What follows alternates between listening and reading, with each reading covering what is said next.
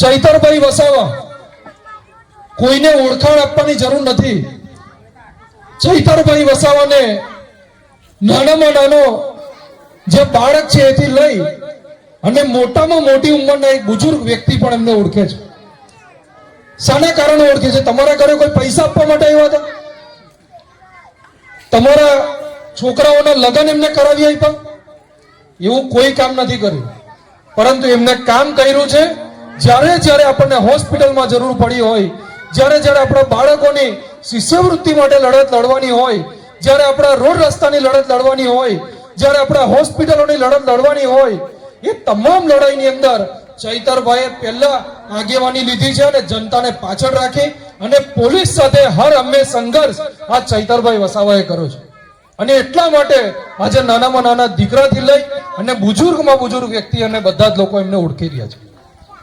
આ જ સંઘર્ષ કરતા કરતા આ ચૈતરભાઈ વસાવાએ 2500 કરોડનું જે મનરેગા કૌભાંડ આજે ભાજપના નેતાઓ આજે ખાઈ ગયા। આપણે સૌ જાણીએ છીએ મનરેગા કૌભાંડ શું છે।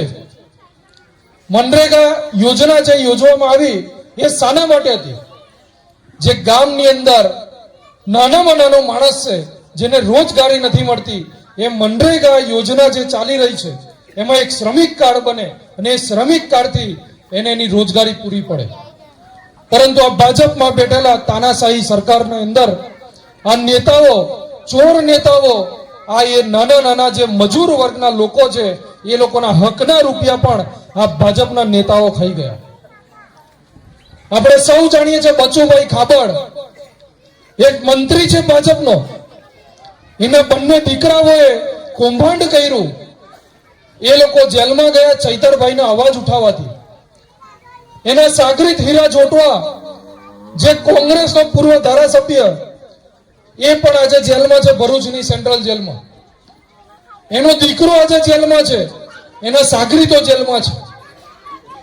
આ તમામ લોકો જેલમાં જાય એ પહેલા જ્યારે ચૈતરભાઈએ વાત કરી કે મનરેગા નામનું એક કૌભાંડ થયું છે ગુજરાતની અંદર, ત્યારે આ મનસુખભાઈ વસાવાએ એવું મીડિયાની અંદર સ્ટેટમેન્ટ આપ્યું હતું કે આવું કોઈ કૌભાંડ થયું નથી।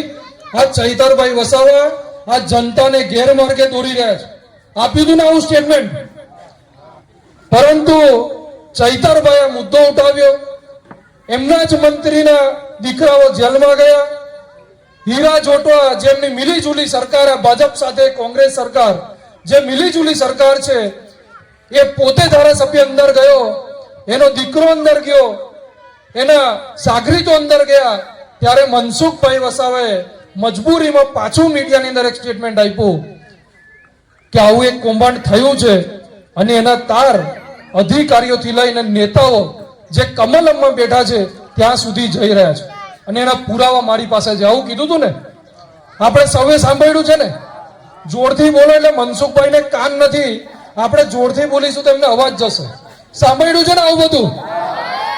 ત્યારે આ મનસુખભાઈ આ સ્ટેટમેન્ટ આપ્યું અને ત્યાર પછી શુક્રવારના દિવસે ચૈતરભાઈએ બીજું એક કૌભાંડ બહાર પાડવાની તૈયારી બતાવી, નલ સે જલ યોજના।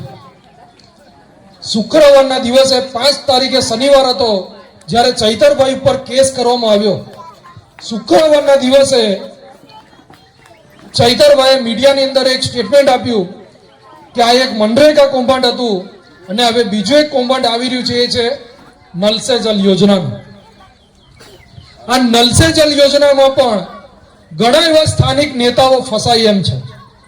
એ ન ફસાય, બચુ ખાબડના બંને દીકરાઓને બહાર લાવવા માટે, હીરા જોટવાને બહાર લાવવા માટે, આ મનરેગા કૌભાંડની જે તપાસ છે એને અટકાવવા માટે ચૈતરભાઈને ષડયંત્ર કરી અને એમને જેલના સળિયા પાછળ મોકલવામાં આવ્યા છે।